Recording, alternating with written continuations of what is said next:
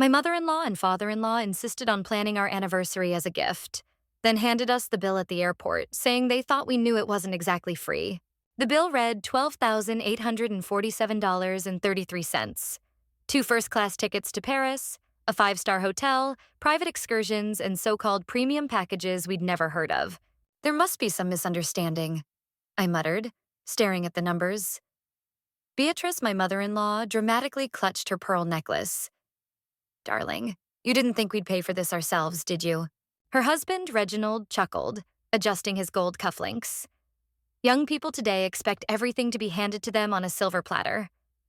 My husband, Dashael, stood next to me, pale and silent. 3 years of marriage had taught me this view.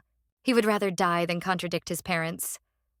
I can't afford $13,000, I said quietly. Well, Beatrice sighed. I suppose you could always stay home, although we've already booked everything non-refundable, so the threat hung in the air. Pay or lose everything anyway. That's when I noticed a pattern. Every gift from them came with hidden costs. The wedding they insisted on planning. We paid it off in installments over 2 years. The down payment on the house they helped with was actually a 15% interest rate loan. Even Dashiell's birthday party last year somehow became our financial responsibility. It's a scam, I said loudly enough for the passing travelers to hear. Reginald's face darkened. How dare you accuse us of what? Tell us something is free when it's not. This is literally a scam. The agent at the exit, drawn by the noise, approached. Is everything all right here? Beatrice instantly went into victim mode. Our daughter-in-law is hysterical. She's been very unstable lately. I pulled out my phone and opened my bank's app. I'd documented everything for months. I'd reported every fake gift, every hidden fee, every manipulation. The screenshots told the story. Text messages where they called things gifts, then invoices. Email chains proving they knew we couldn't afford their schemes. Bank statements showing how they emptied our savings with their generosity. You planned this, I realized out loud, making us financially dependent on you. Dashiell finally spoke. Please don't do this here. What to do? Tell the truth. More passengers gathered, phones appeared. I became a spectacle at the airport, but I didn't care. 3 years of marriage and you never once took my side, I continued. Even when they convinced you to take a job at your father's company for half the salary you were making, Beatrice stepped forward. Young lady, you are being manipulated, controlled, financially abused, I finished. Yes, that's right. The agent at the gate was recording. Airport security approached. This went beyond family drama. I want to file a complaint, I told the guards. These people have been running this gift for debt scam for years. Reginald tried to laugh it off. Officer, she's clearly having some kind of breakdown. But I wasn't. I was breaking free. I turned to Dashiell. Choose now. Them or me? His silence was answer enough. I handed him the wedding ring and headed for the exit. Behind me, Beatrice called desperately. Wait, we can figure something out. Then I realized what was really going on and why they were so panicked. I stopped and turned back. The crowd had grown. The phones were still recording. It wasn't just about money anymore. You're broke, aren't you? I said, my voice booming over the terminal. Beatrice's face went white. Reginald grabbed her hand, but I saw it in their eyes. Horror. So you needed us to pay for everything. The wedding, the house loan, all of it. You used our loan to finance your lifestyle. I pulled out my phone again, scrolling through the bank statements I trusted so much I hadn't scrutinized them before. The down payment on the house you helped with. That was the loan you took out in my name, wasn't it? The 15% interest you charge us. That's what you pay the bank. The agent at the exit came closer. Madam, are you saying they committed identity theft? My hands shook as the details came together. The wedding vendors. They kept calling me about late payments, but you said you'd take care of everything. I looked at my husband. They used our information to book everything, and then made us think we owed them. Dashiell's face went ashen. They wouldn't, but even he was starting to see it. How much debt do we have? I asked him point blank. How much have they screwed us over without us even knowing? We should discuss this privately. Reginald interjected, his calm mask finally slipping. No, I said firmly. We're discussing this right here with witnesses. I opened my credit monitoring app, too stunned to check it regularly. The number that appeared made my knees go weak. $67,284 in debt on accounts I barely remembered opening. Jesus Christ, I whispered. The crowd murmured. Someone called it fraud. Another person mentioned hearing it happen before.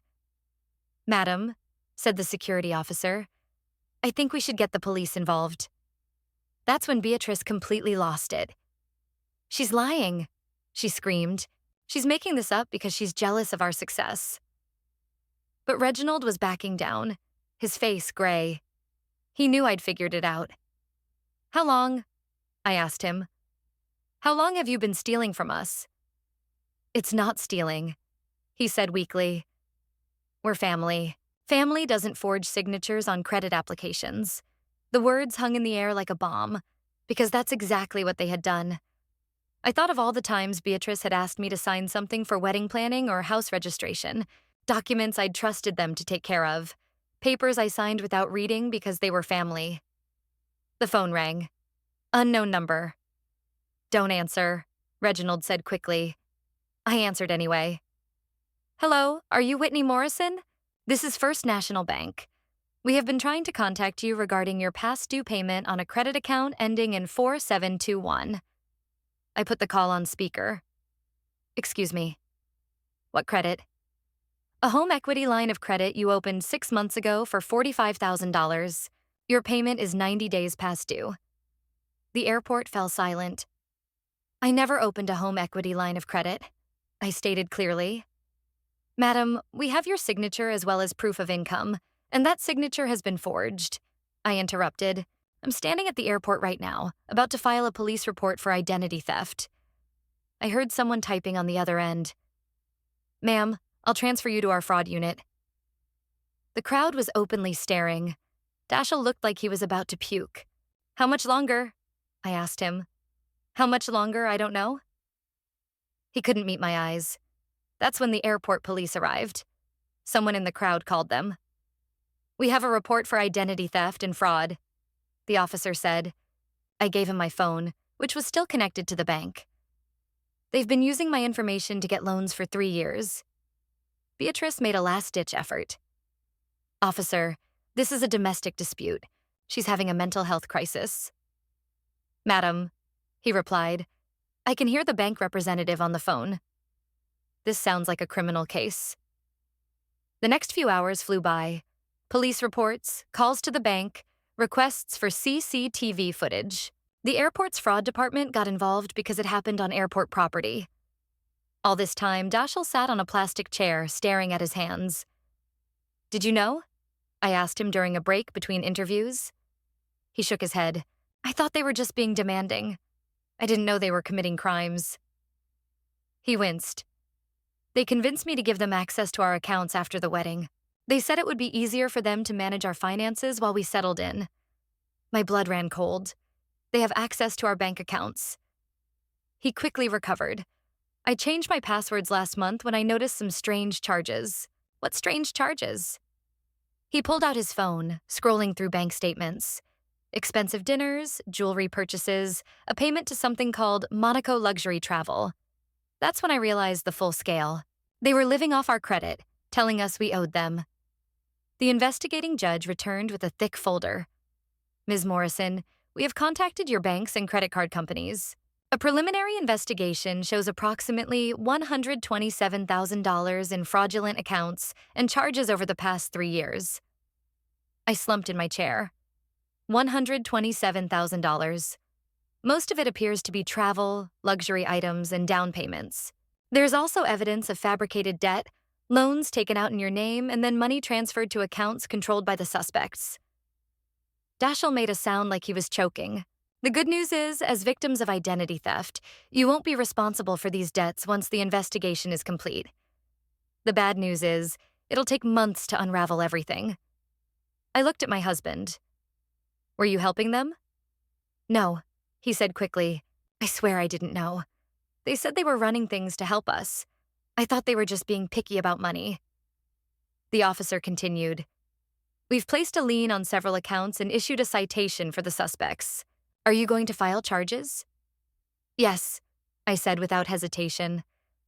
I need to think about it, Daschle said. What's there to think about? I snapped. They stole over $100,000 from us. They're my parents. They're criminals. We looked at each other across the waiting area. 3 years of marriage, and for the first time in my life, I saw my husband clearly. I'm filing charges, I told the officer. With or without him. Daschle stood up. I need air. After he left, the officer sat down next to me. It's tough, she said, but you're doing the right thing. We see cases like this more often than you think. Family members who abuse trust. How do I know what else they've done? We'll help you get all your credit reports. Contact all the major banks. Freeze your accounts. It'll be a process, but we'll get through it. My phone vibrated. A text from an unknown number. This is all a misunderstanding. We can fix this if you just calm down and think rationally. B. I showed it to the officer. They're contacting you directly. It's witness tampering. She made a note. Don't respond. Save everything they send. Another text message came in. You're destroying this family for money. Think what this will do to Daschle's career. R. Then another one. We raised him better than to have him marry someone who would betray the family like this. I screenshotted every message and handed the phone to the officer. They're not going to go down quietly, she noted. Okay, I said. Let them continue digging their own hole deeper. Daschle returned an hour later, bloodshot-eyed and pale. I talked to my sister, he said. They did the same thing to her and her husband 2 years ago. She thought it was normal management of the family finances. How much did they take from them? About $30,000. She paid them monthly, thinking it was a legitimate family loan. I closed my eyes. It was more than just us. There could be others, I told the officer. She nodded. We'll need to interview other family members. This could be part of a larger pattern. My phone rang again. This time it was my sister. Whitney, what the hell is going on? Mom just called me in tears, saying, You're trying to put Daschle's parents in jail. They stole over $100,000 from us, Veronica. They used our loan to fund their lifestyle for 3 years. Silence on the other end. Are you serious? Absolutely. I'm at the airport with the police right now, filing a fraud report. Oh my God. I'm so sorry. Is there anything I can do? Yeah. Don't let them contact you. They're fully engaged in damage control right now. After I hung up, Daschle looked at me with something that might have been respect. You're really doing this, he said. Yes, I am, even if it means ruining my relationship with my parents. They ruined that themselves when they decided to steal from us. He paused for a moment. I should have protected you. Yes, I should have. I'd gotten so used to them being in control. I thought that's how families worked. That's not how healthy families work. The officer returned with more paperwork. We've arrested them, she announced. They were still at the airport trying to board a flight to Monaco, where they spent our money on luxury travel. They had tickets purchased on a credit card in your name, Miss Morrison. First-class seats to Nice with hotel reservations at the Hotel Hermitage. I laughed, but there was no humor in it. Of course that's true. The total cost of their planned trip was $23,000, also debited from your account. Daschle buried his head in his hands. There's more. The officer continued. We found evidence of other victims in their carry-on luggage. Credit statements, bank statements, personal documents of at least 6 different people. 6 people. It appears they had been running this scheme for years, targeting family members and close friends. You may not be their first victims, but you certainly won't be the last. The scale was staggering. An organized, long-term fraud disguised as family generosity. What now? I asked. They'll be arraigned tomorrow. Given the amount and the fact they were trying to fly, bail will likely be high. The district attorney is treating this as organized fraud, which carries significant penalties. I felt something I hadn't felt in months. Relief. The investigation will last several weeks, she added. We'll need your help with the fraud departments at your banks and credit card companies. It will take time, but we will help you through this process. My phone vibrated with another message, this time from Dashiell's sister. Dad just called me from jail. He says you're lying about everything and that he can prove it. I think I believe him. I showed it to Dashiell. Even now, he said sadly, even with them in jail, she believes them more than the evidence. The manipulation doesn't stop just because someone's been arrested. Another message came, this time from a number I recognized as their lawyer. Miss Morrison, I represent Reginald and Beatrice Thornfield. I believe we can resolve this matter without criminal prosecution if you're willing to negotiate reasonable terms. I showed it to the officer. Don't answer this either, she advised. Their lawyer is trying to find out if you'll agree to this. The prosecutor's office won't drop the charges just because you ask. Not with this much evidence and so many victims. Okay. Dashiell looked at me. Are you sure about this? Once we go down this path, there's no turning back. There was no turning back from the moment they decided to steal from us. My family will never forgive you. Your family are criminals. I don't seek their forgiveness. He nodded slowly. What about us? What will happen to our marriage? It was the question I'd been avoiding. I don't know, I admitted. But I know I can't stay married to someone who won't protect me from violence, even if it comes from his family. I want to change, he said quietly. I want to be better. Wanting is not enough. You've had 3 years of chances to stand by my side. Our side. I know. We sat in silence for a moment, processing everything that had happened. The house, I said suddenly. If they took out a line of credit against the property, they put our home at risk. The officer overheard. The mortgage fraud unit will review all loans associated with the property. If any liens were fraudulently placed on your property, they will be canceled. What if we can't make the payments they ordered us to make? As victims of identity theft, you have legal protections. Banks will be forced to work with you to resolve fraudulent debts. My phone rang. The bank again. Ms. Morrison, this is the fraud unit. We've checked your account and found several suspicious transactions. We're canceling all charges pending the police investigation. How much? Approximately $34,000 in charges in the last 6 months alone. $34,000. Money I thought we spent on legitimate expenses. After I hung up, I looked at Dashiell. Did you have any idea how deep this went? Number. I thought we were just bad at money management. I thought stress was normal for newlyweds. They led us to believe we were financially unsuccessful, while they stole everything we earned. The officer's radio crackled. Detective Morrison, we have new victims. The story has made the local news. Local news. Someone posted video of the airport confrontation online. It's gone viral. Other people are recognizing the suspects and reporting their experiences. I felt both relief and horror. Our private nightmare had now become public entertainment. Is that good or bad? I asked, for business. Very good. More victims means stronger charges and more evidence of a pattern. For you personally, well, it depends on how you feel about publicity. My phone started vibrating with notifications, missed calls, text messages, social media alerts. One text message from my childhood friend stood out. Holy shit, is that you on the news? Are you okay? I didn't even realize there were news cameras at the airport. I'll have to call in sick tomorrow, I told Dashiell, and probably for the rest of the week. The boss will ask questions. Tell him your parents have been arrested for stealing over $100,000 from us. I'm sure he'll understand. Dashiell's face twisted. This is really happening. Yes, it is. The officer handed me a business card.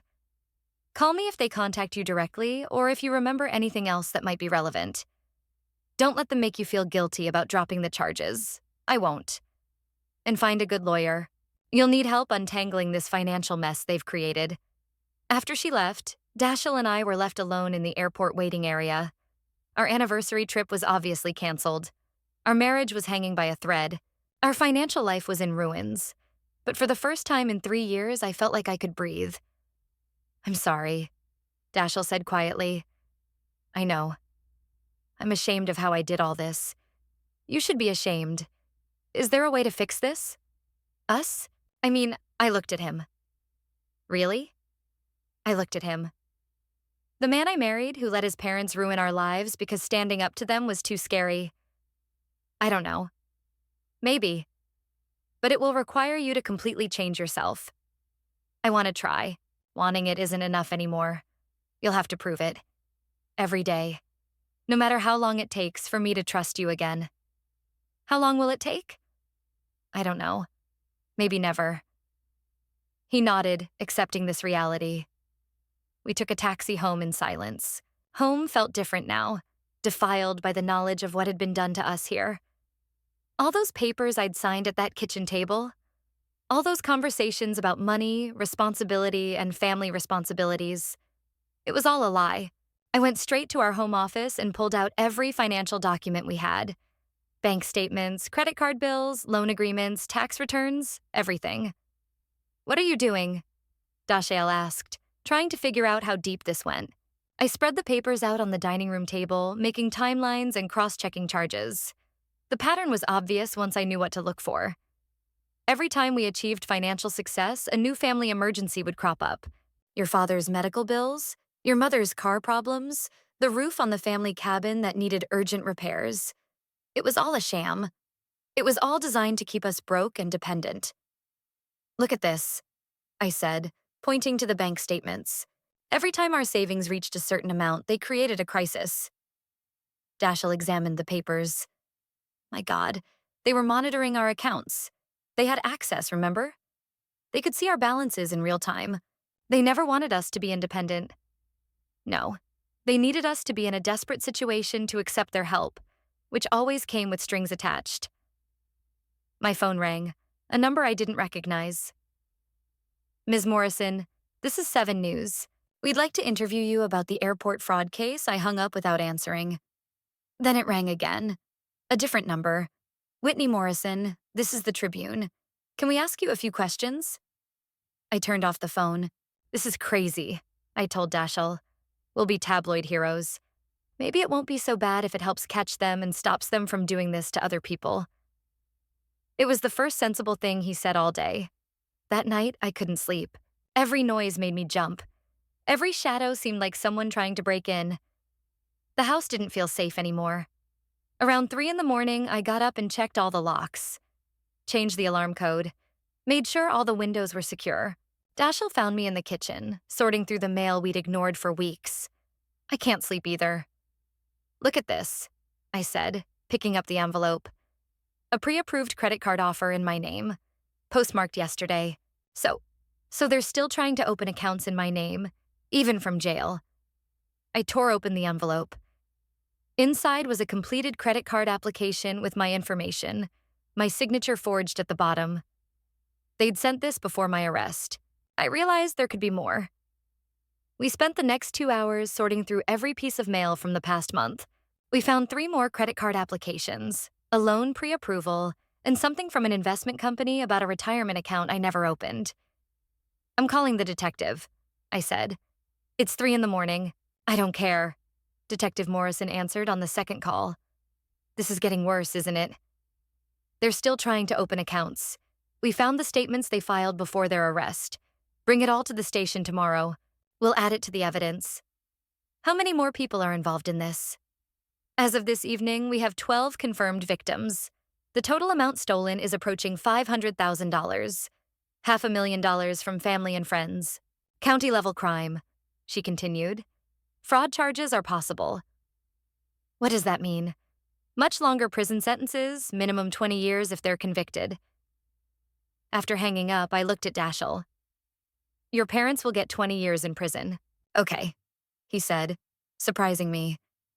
Okay, they've ruined so many people, not just financially, but look what they've done to us, to our marriage, to my relationship with my sister.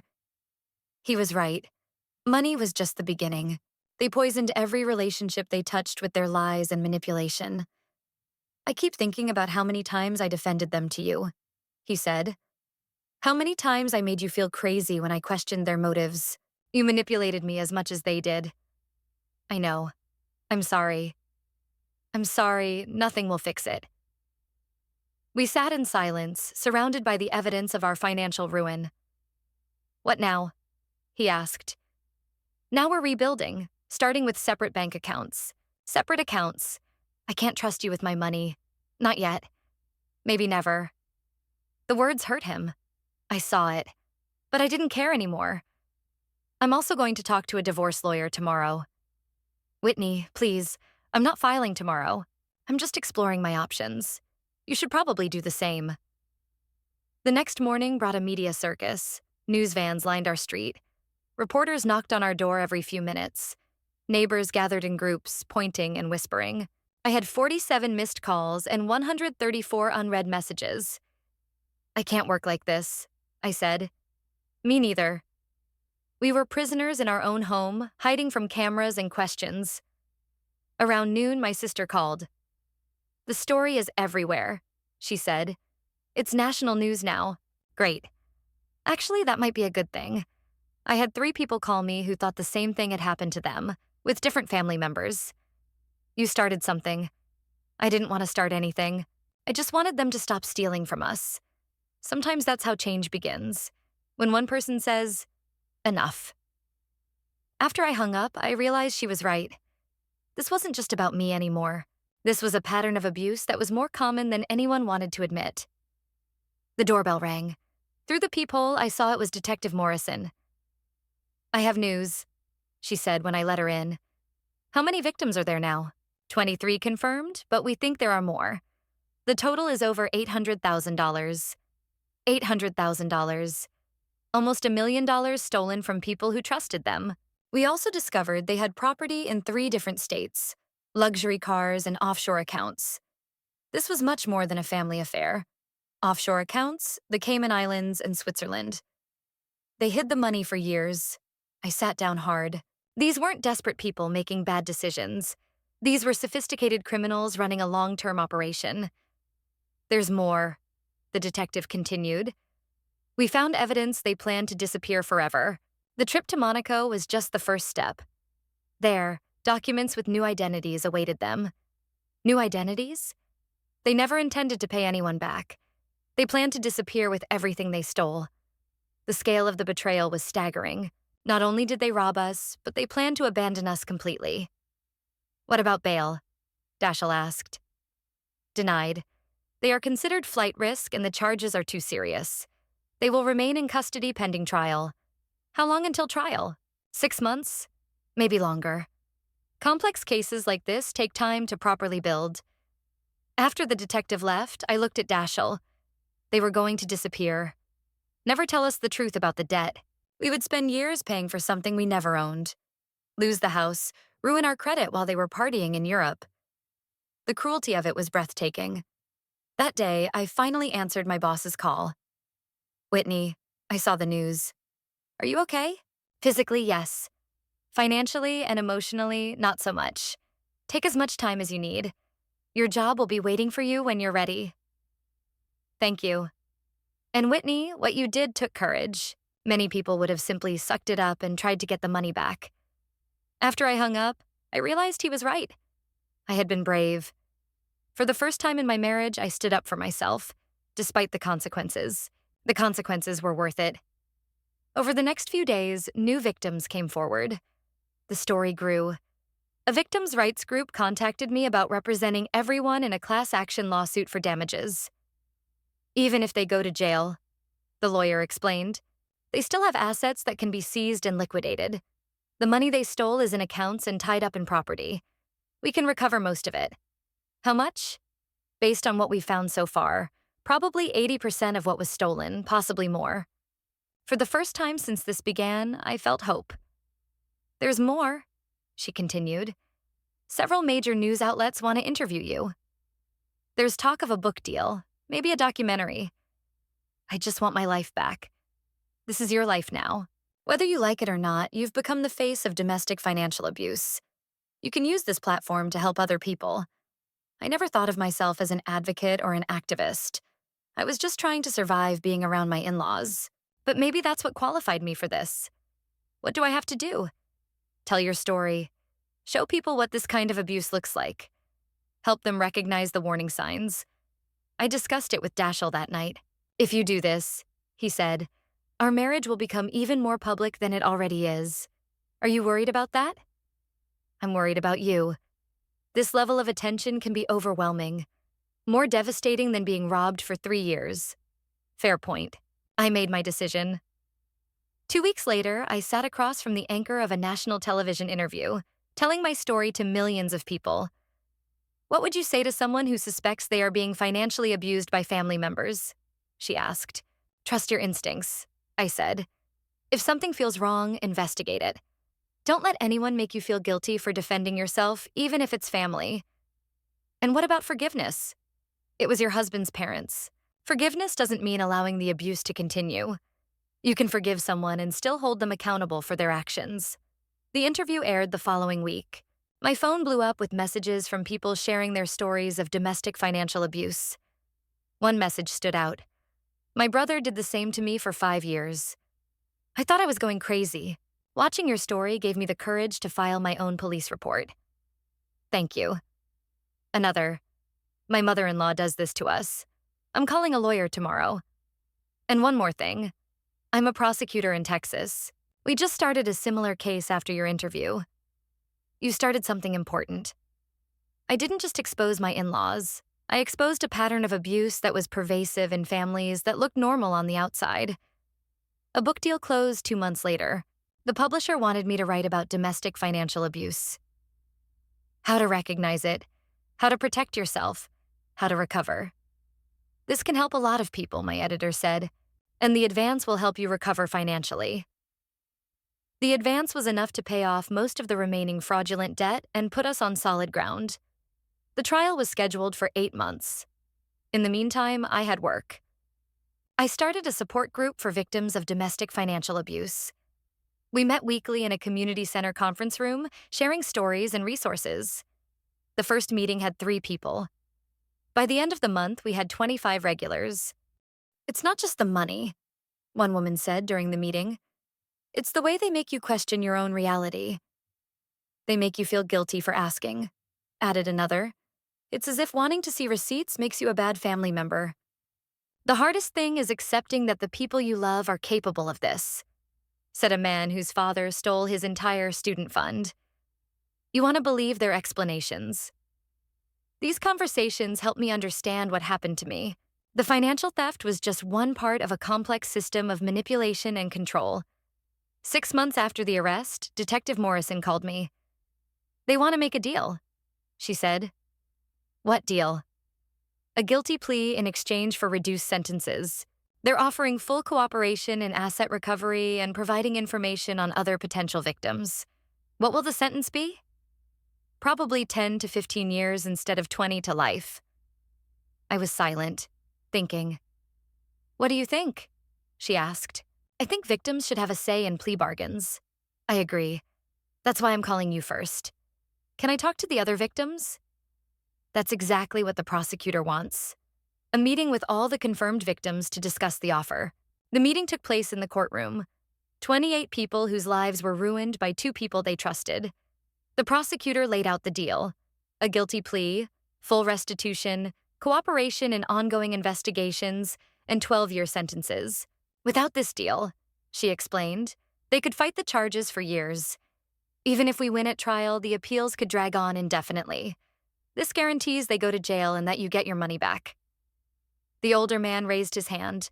What if there are more victims we don't know about? They agreed to provide information on anyone else they may have defrauded. If we find additional victims, the deal can be changed. The woman in the back spoke up. 12 years doesn't seem like enough for what they did to all of us. Murmurs of agreement were heard around the room. I understand the feeling, the prosecutor said, but consider this. They're both in their 60s. 12 years is essentially a life sentence for people their age. What about restitution? I asked. Full restitution to all victims, plus interest and penalties. We estimate the total recovery at approximately 90% of the amount stolen. It would mean I'd have to give back almost everything they stole from us. I need to think about it, I said. Just like everyone else, I discussed it with Dashiell that night. What do you think? I asked. I think 12 years is fair if it means getting the money back and closing this chapter. Even if they're your parents, they're not my parents. Not anymore. Parents don't do what they did. It was the strongest statement he'd made since all of this started. I want to take the deal, I decided. The next day, I called the prosecutor. I'm in favor of accepting the plea deal. Okay, I'll let you know when the others decide. 2 days later, she called. All the victims have agreed to take the deal. The hearing is scheduled for next Friday. The plea hearing was surreal. Seeing my former in-laws in orange jumpsuits, handcuffed, pleading guilty in open court. How do you plead guilty to the charge of conspiracy to defraud? The judge asked. Guilty, Beatrice whispered. Guilty, Reginald echoed. The judge accepted their guilty pleas and scheduled sentencing for next month. Outside the courthouse, we were surrounded by reporters again. How do you feel about the guilty pleas? One asked. Relief, I said. Justice has been served and now we can all move on. Any message for other families facing similar situations? Yes. Trust your instincts. Seek help. And remember, family does not condone criminal behavior. That night, for the first time in months, I slept through the night without troubled dreams. The sentencing hearing was packed. Each victim had the opportunity to give a victim impact statement. I carefully prepared mine. Your Honor, these defendants didn't just steal our money. They stole our sense of security, our ability to trust, and our peace of mind. They used our love and respect for our family against us, weaponizing our relationships to cover up their crimes. For 3 years, I thought I was failing as a wife and daughter-in-law. I thought our financial difficulties were my fault. They led me to believe their theft was my inadequacy. The damage goes beyond dollars. They cost me 3 years of my life, nearly destroyed my marriage, and left me with trauma that I'm still working through in therapy. But I want them to know that they failed in their primary goal. They didn't break me. Instead, they awakened something in me that will help others avoid becoming victims. I hope that their time in prison will give them the opportunity to reflect on the harm they caused and find genuine remorse, not for the crimes they confessed to, but for the betrayal of trust that made those crimes possible. When I finished, I felt somehow lighter, as if I'd finally said everything that needed to be said. The judge sentenced each of them to 12 years in federal prison without the possibility of parole for 8 years. The court finds that this was a carefully planned, long-term criminal enterprise that targeted the most vulnerable victims, family members who trusted the defendants implicitly. The judge said, the sentences reflect both the seriousness of the crimes and the defendants' willingness to cooperate in making amends. As they were led away, Beatrice looked at me one last time. There was something in her eyes that could have been apology, or it could have been hatred. I no longer cared. Outside the courthouse, other victims surrounded me. We all finally had closure. What next? Someone asked. Recovery, I said, and helping others get there. The restitution money arrived 3 months later, almost $95,000. Everything they stole from us, plus interest and penalties. I used some of it to pay off our remaining legitimate debts. The rest went into a savings account that I controlled alone. My book was published 8 months later.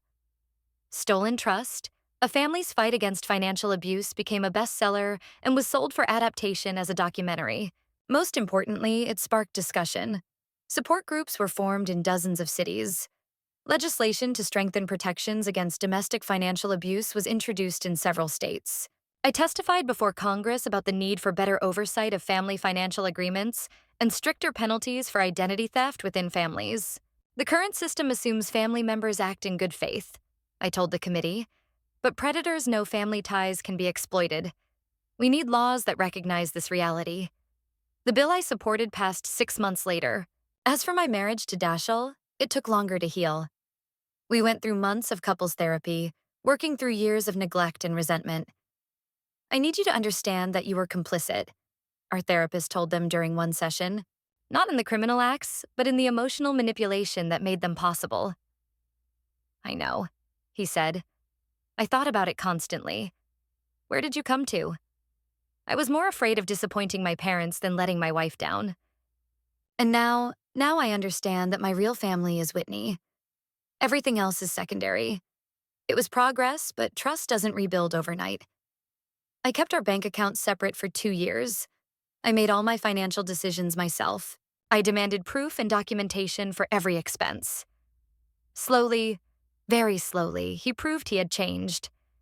When his sister called, crying because she was evicted, another sad story designed to swindle us out of money, Dashiell didn't even hesitate. "I'm sorry this happened to you, but we can't help financially," he told her. "If you need emotional support or advice, I'm here." "But there's no money." She hung up. "How do you feel about this?" I asked. Sad, but not guilty. There is a difference now. There was. 3 years after the arrests, we renewed our wedding vows in a small ceremony with only our true friends and my family. No one from his side was present, but it was okay with us both. "I promise to put our marriage first," he said in his vows, "to protect you from anyone who tries to harm us, regardless of their treatment of me." "I promise to trust you again," I said in mine, "and to give you a chance to prove that you've changed." We're still working on this. Some days are harder than others, but we're building something real now, something based on honesty, not manipulation. The support group I founded has helped over 300 people over the past 4 years. We have a 24-hour hotline, legal advice, and financial counseling services. Last month, a young woman called crying. "My mother-in-law is doing the same thing you described in your book," she said, taking credit cards in my name, making me think I owed her money for the help she gave us. "What do you want to do about it?" I asked. "I want to fight back, but I'm afraid." Fear is normal. Being brave means doing it no matter what. Will you help me? That's why I'm here. This has become my life's work, helping people recognize and avoid domestic financial abuse. The irony is not lost on me. The worst thing that ever happened to me became the most meaningful thing I've ever done. Beatrice and Reginald are currently serving 6 years in prison. I occasionally hear from their victims' rights coordinator. They both developed health problems in prison. Beatrice has diabetes. Reginald had a mild heart attack last year. Part of me feels sad about that. They're still people, still the ones who raised the man I love. But mostly I feel relieved knowing they can't hurt anyone again. Last week, I received a letter from Beatrice. Her first message since her arrest. "Whitney, I know you probably don't want to hear from me, but I have to say this before I die, which my doctors say could happen at any time. What we did was wrong. I've had 6 years to think about it, and I can't pretend we were just helping out. We became addicted to a lifestyle that provided your income. Initially, it was just borrowing money for the future gifts we planned to give you. But then it became a way to live beyond our means, without admitting we were broke. I know that doesn't excuse anything. I know saying I'm sorry won't give you back the years stolen from your family life or the stress we caused. But I want you to know that seeing what we did to you and Dashiell is the worst thing about being incarcerated here. Worse than prison itself. You deserved better from us. You deserved a family that would support your marriage, not destroy it. I hope you can forgive us someday. Not for our sake, but for your own. Carrying anger inside you is hard. I'm proud of what you built from the destruction we wrought. You turned our worst situation into your best. Please take care of Dashiell. He's a good man who did bad things because of the way we raised him. But he's different now. I see it in his letters, full of regret and respect. Beatrice. I read the letter 3 times, then put it in a drawer. I'm not ready to forgive them yet. Perhaps I never will be. But I understand now that forgiveness is separate from justice. They are paying for their crimes. Whether I forgive them or not is about my healing, not their punishment. For now, I'm focused on moving forward. This month marks 5 years since that day at the airport when everything changed. 5 years since I decided to stop being a victim and start being a survivor. Tomorrow we fly to Paris, a trip we never took because of their scam. This time, we saved and planned it ourselves, with no hidden costs or secret agendas. Just 2 people who have learned to build a marriage on truth, not lies. Taking the honeymoon we should have taken years ago. The plane tickets are in my name only. The hotel is booked with my credit card. The money comes from my separate account, which no one else has control over. I am finally free.